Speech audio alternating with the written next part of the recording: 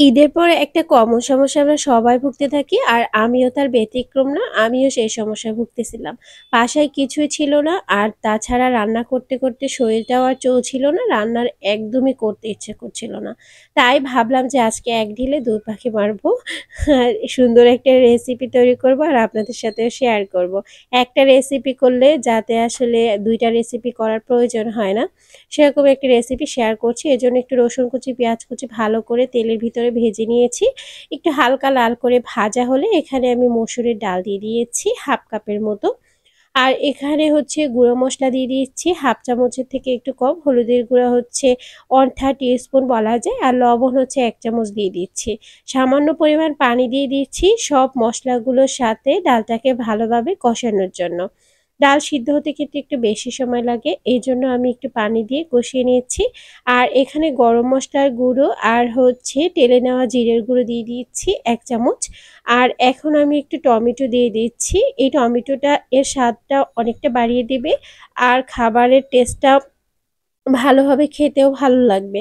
এজন্য আমি টমেটো দিয়ে দিচ্ছি আর ভালো করে একটু নেড়ে-চেড়ে নিচ্ছি।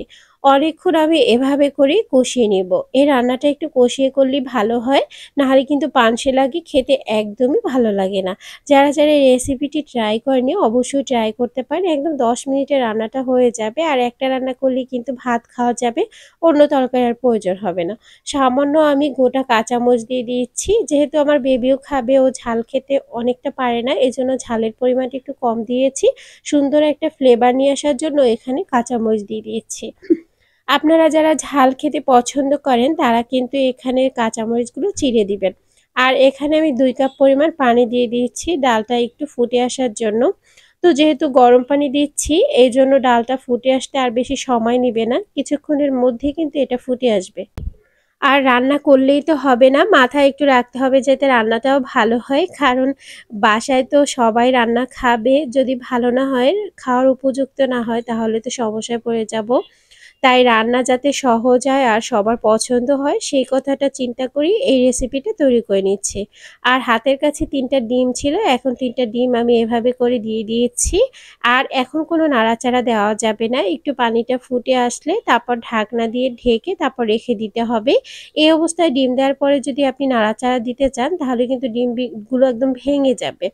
খেতে একদমই ভালো লাগবে না। কিছুক্ষণ রান্না করার পর এখানে এ পর্যায়ে হয়ে গেছে আর এটা একটু এভাবে মাখা করলেই ভালো লাগে।